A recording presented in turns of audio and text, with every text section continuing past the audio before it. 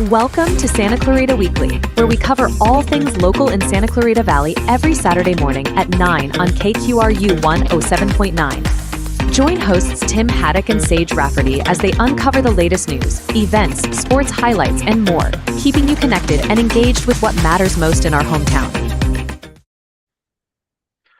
Welcome back for another edition of Santa Clarita Weekly with Tim Haddock and Sage Rafferty. I'm Sage. He's Tim. You can listen to us on the radio at KQRU 107.9 FM on Saturday mornings at 9 o'clock. We're also on TikTok, YouTube, and Instagram, and you can find us online at santaclaritastar.com. So 4 candidates running for seats on the Santa Clarita Community College District Board of Trustees attended a forum hosted by The Signal, but it was the candidates who didn't participate that garnered the most attention. And Scott Schauer, a candidate for the COC Board of Trustees, challenging incumbent Adele Alonso, is in hot water over the revelation that he once promoted a pyramid scheme. In sports, the Hart football team improved to 2-0 in the Foothill League, but lost 3 players to injuries in the game against West Ranch. Saugus stunned Canyon and won its first Foothill League game in almost 2 years. The Golden Valley football team bounced back to win its first Foothill League game of the season. The Rams looked outmanned and overmatched in an ugly loss to the Chicago Bears.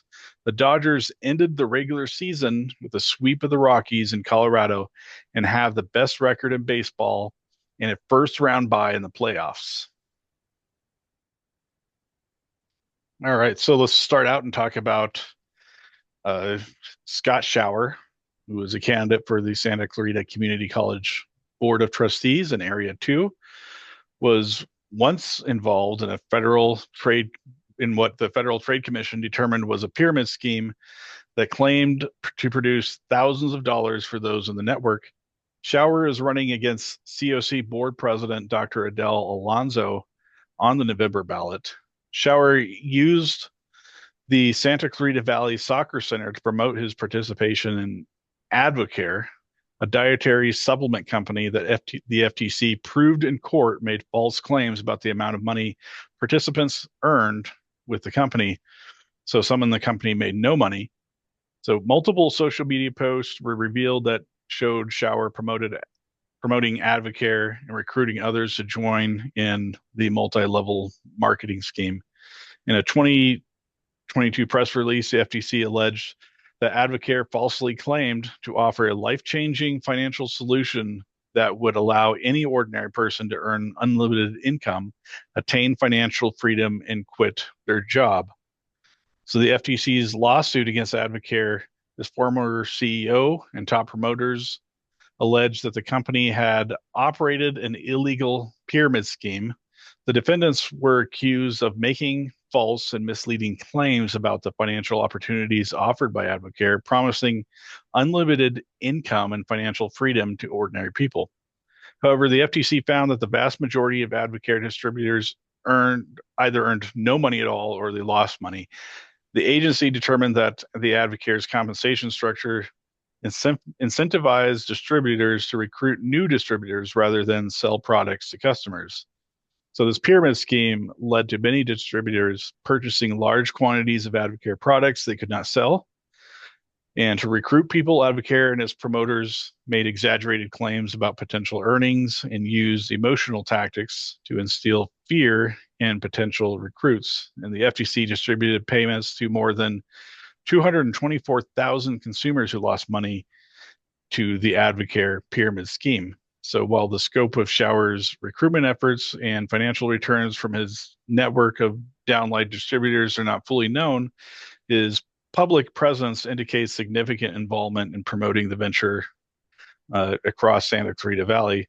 So during this time, Schauer was a visible advocate for Advocare, using both print and social media, including Facebook, to endorse the company's products.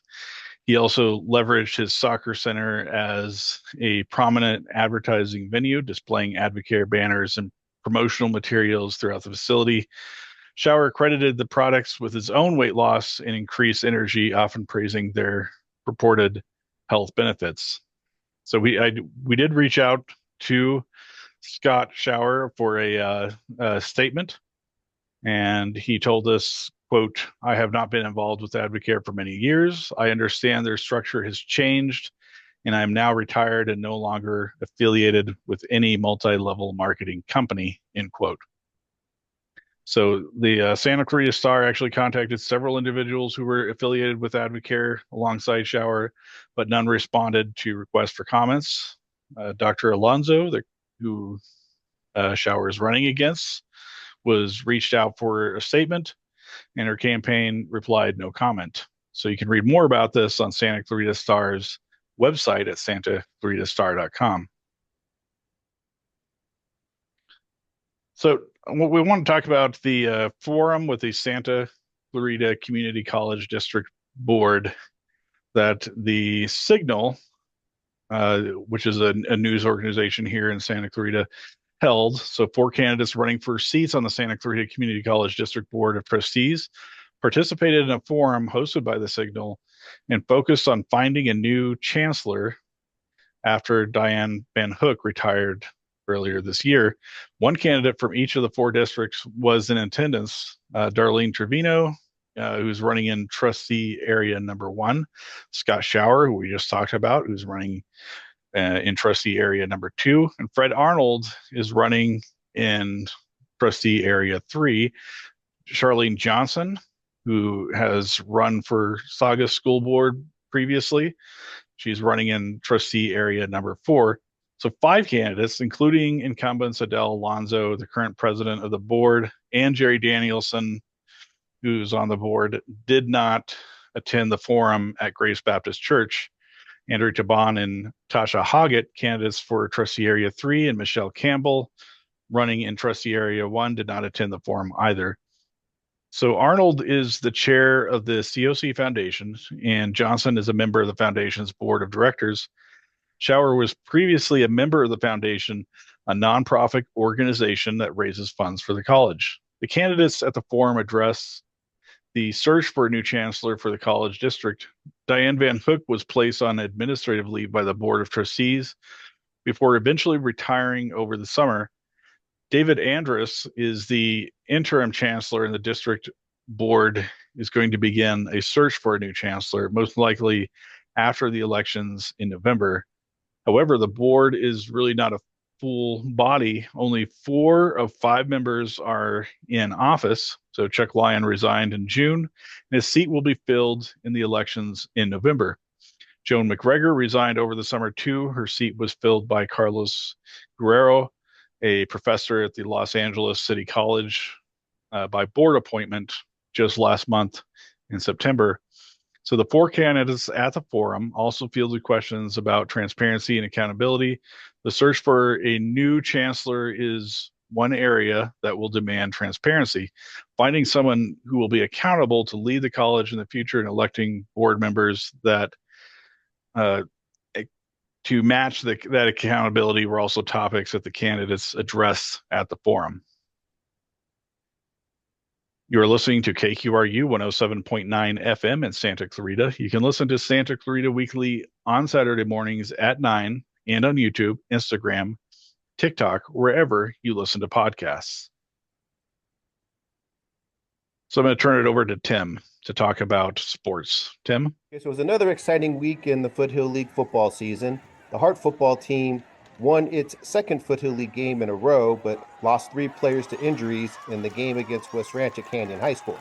Hart never trailed and won the game 48-27 to improve to 2-0 in the Foothill League. It was also Hart's 5th win in a row, but quarterback Jacob Paisano and wide receiver Parker Maxwell left the game with injuries. Nate Mata, who plays defensive back and running back for Hart, was also injured in the game. Their status for Hart's next game is uncertain. Hart's Zach Rogozic scored 4 touchdowns in the game and had 121 receiving yards.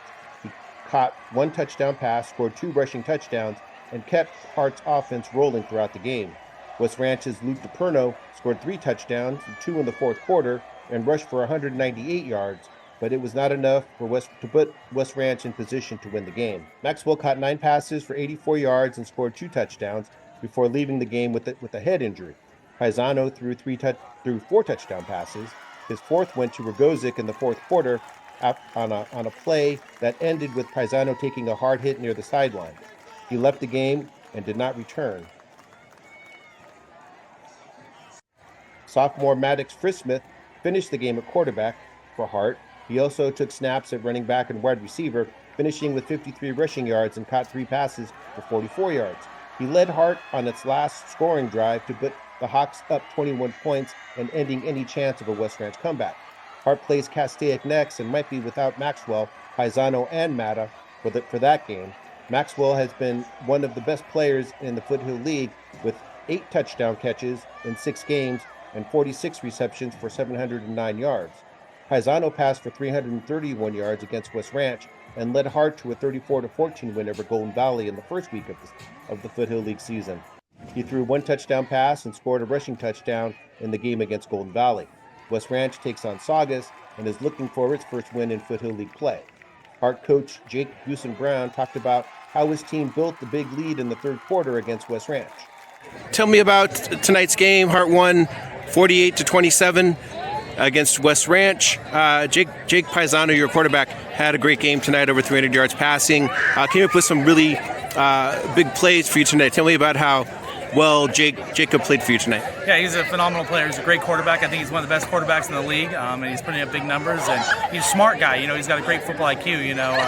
He helps to call plays and make sure that we're in the right situation if I screw up a play call. So I'm lucky to be able to coach a guy like Jacob Paisano. Okay, tonight's game, second win in league, beating West Ranch, which was probably one of the better teams in league this year. Tell me about how big this win is tonight.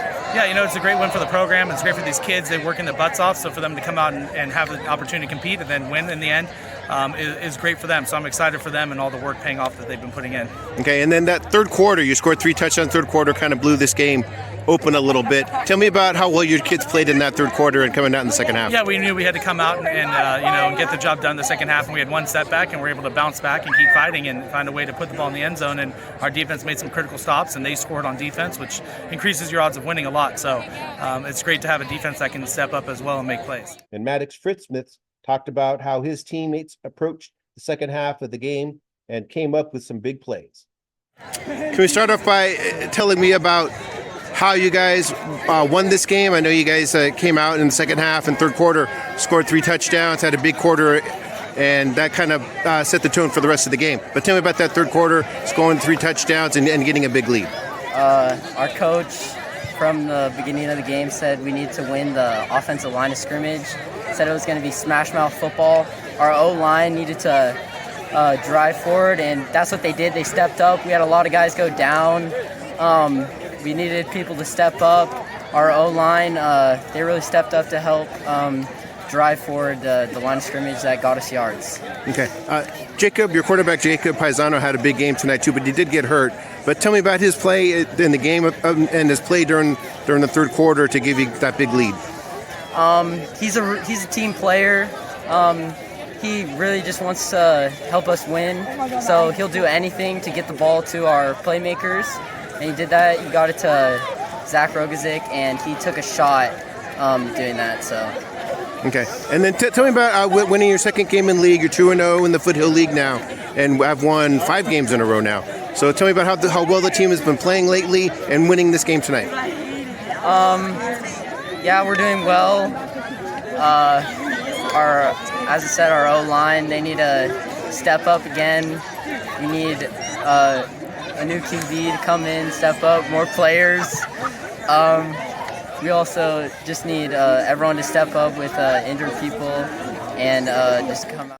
Saugus stuns Canyon and wins its first Foothill League game since 2022. Matt Long scored 2 touchdowns, rushed for 123 yards, and paced Saugus to a stunning 27-24 win over Canyon. Saugus won its first Foothill League game in almost 2 years and handed Canyon its first Foothill League loss of the season. Rylan Connolly caught a touchdown pass, and quarterback Jake Nuttall was 12 of 18 passing for 159 yards. But the game came down to a missed field goal in the fourth quarter. Canyon had a chance to tie the score, but missed the field goal try, and Saugus held on to win. Canyon quarterback Sebastian Martinez scored a rushing touchdown, threw a touchdown pass, and had 240 yards passing in the game. Joshua Campbell-Liza caught the touchdown pass and Samaj Richardson scored a rushing touchdown for Canyon. Saugus will look to make it 2 wins in a row against West Ranch next. Canyon plays Valencia, which is coming off a bye, and beat Saugus in its Foothill League opener. The Golden Valley football team won its first Foothill League game over Castaic. Golden Valley's Ace Frias intercepted 3 passes and returned the third one for a touchdown in his team's 36-28 win over Castaic. Golden Valley won its first Foothill League game of the season after losing its opener to Hart. Castaic lost its second Foothill League game in a row and is 0-2. Frias turned his third interception of the game into a touchdown and padded the lead for Golden Valley. It put his team up 36-22 in the fourth quarter. He had 2 interceptions in the first quarter. Golden Valley's running back Jamison Torres provided much of the offense and scored 3 touchdowns. Logan Meitzner caught 2 touchdown passes for Castaic, and quarterback Kanai Langford threw 3 touchdown passes and kept the game close. It was tied 14-14 in the third quarter before Golden Valley scored 22 points to pull away. Castaic plays Hart and is looking for its first Foothill League win of the season. Golden Valley is on a bye and gets a break from Foothill League play next week. All right, Tim. So I have some questions for you. So how did Hart's offense perform despite the injuries? Yeah, I don't want to say it wasn't affected by the injuries. The Hart had a pretty big lead in the fourth quarter, and West Ranch was surging. West Ranch was rallying a little bit in the fourth quarter. They scored 2 touchdowns and were cutting into the lead. But Maddox Frismith was able to drive Hart down for at least 1 touchdown. And even though he only tried 1 pass, he made 1 pass, it was incomplete. But he was able to find and call plays that were gaining yards and moving the ball down the field. It was more about Zach Rogozic being able to carry the team in the last few minutes of this game than Frismith being able to work the offense from the quarterback position. But the injuries are going to be a big part of Hart's next game. I don't know what the status is for any of those 3 players, for Paisano, for Maxwell, or for Mata. But if any of them are missing, they're going to be big holes in that Hart offense. So we'll have to wait and see how they're recovering. I hope they're all okay. But if any of them miss any time, it's going to affect Hart's offense. Yeah, and I hope they're okay too. That sounds terrible that they're injured, that there are injuries. But let's. So, what role did Ace Frias play in Golden Valley's victory? Right. No, yeah, Ace Frias had a great game, and it's very rare that you see a defensive player come up with so many big plays in one game, but he did. And he had 2 big interceptions in the first quarter. He basically just stymied Castaic's offense. They couldn't find any rhythm. They couldn't get anything going in the first half of the game. And the touchdown, the interception he had returned for a touchdown in the fourth quarter, it really came at a good time, really came at a big time in the game when Golden Valley needed a big play. They needed a big score, and they were able to give themselves enough cushion to hold up Castaic at the end of the game. All right. So, Tim, I know you've been covering the Rams and you've been keeping track. Can you give us an update? Yes. We're talking about the Rams, and they are going in the wrong direction. If they ever were in the right direction at any point in the season. The injuries, they're starting to mount up for the Rams. Without receivers Puka Nacua and Cooper Kupp, the Rams struggled to move the ball against the Bears in Chicago and lost their 3rd game of the season. Nacua and Kupp are both out with injuries. Nacua is on injured reserve and will probably be out another 3 games. Kupp has avoided the injured reserve list, but he is also expected to miss at least another 3 games. It leaves quarterback Matthew Stafford little to work with, and it showed in a 24-18 loss to the Bears. The Rams scored only 1 touchdown, missed 2 long field goals, and had a hard time finding any rhythm on offense. The Bears, meanwhile, with rookie quarterback Caleb Williams, who went to USC, guided the Bears to 3 touchdown drives and threw a touchdown pass to DJ Moore. Rams coach Sean McVay talked about how his team is adjusting and adapting to new players and waiting for the injured players to return. And understand, all right, what is it that they do well? And it's not about us. It's about adjusting and adapting. And we're in the midst of trying to figure that out. What can they handle? What have we done well? How can we build on that? What are the things that we're not doing well that maybe we anticipated? What are the different matchups that occur on a week-to-week basis? So it's meetings, it's an intentional approach to the practice settings, all the repetitions. How do you get those in the walkthrough settings while still staying within the parameters of kind of how we operate on a Wednesday, Thursday, Friday, and leading into Sunday with our Saturday stuff. So we are definitely trying to explore all avenues to figure out a way for us to play collectively better and adjust and adapt to the unforeseen circumstances that we're dealing with that nobody really cares about, and we have to be able to deal with it. Who are you leaning on in the building to do some of those things? That's everybody. I mean, that's coaches, that's players. I mean, this is a collaborative thing, and so there's got to be a communication, but there's also got to be an honest assessment of where we're at, where we're headed, and what do we need to be able to do. And so that's a weekly, a daily, an hourly thing that we're consistently trying to figure out that everybody has a hand in, Sarah. Where does it feel like you guys are headed? It feels like we've got to be able to move forward from last week. I mean, I thought, you look at last week, it was a positive deal. You can't ride the emotional roller coaster. I thought we had a good week of preparation. There were some things that were reflected throughout the week that maybe did rear its head in a negative way that occurred in the game yesterday. But there was multiple opportunities for us to take control of that game early on. I thought our defense came out ready to go. I thought we moved the ball. We didn't finish drives, and then it's 6-0, and then you give them a short field with a one-play drive that it shouldn't have occurred, and then you end up maybe looking like you're going to get a sudden change stop, and there's a penalty that occurs that puts the ball on the 1 yard line, and it's 7-6, and you're saying, what? How did that end up happening? And we kind of stayed in it, and we had our opportunities to be able to ultimately come away with the result, but we didn't do it, and so. There was positives. The negatives, I believe, are all correctable. So that's where I'm not discouraged, but I'm not joyful about, the things that I think we could have done at a higher clip. And that's all of us in it together. But as competitors, this is not a fun feeling. I'm not going to apologize for not being excited about some of the things that have occurred, but I'm excited about our response and seeing how we continue to grow and figure it out as we go in what's a long season. And after the game against the Bears, running back Kyron Williams, who did score a touchdown, talked about making improvements with the players on the field and how his team can get better. Better I am. I expect to come out on top, or just go down, try and fight hard. And I think that's what we did. But I think there was little things in the game that even for myself that we could have been better on to allow the execution to be better on the offense side of the ball and be able to put more points on the board. But knowing who these guys are, knowing who we are as an offense, I know everybody's feeling the same way that I am, and I just know that this week of work is going to be something that we need a lot. So the Rams play the Green Bay Packers next at SoFi Stadium, and it is the start of a 3-game homestand for the Rams.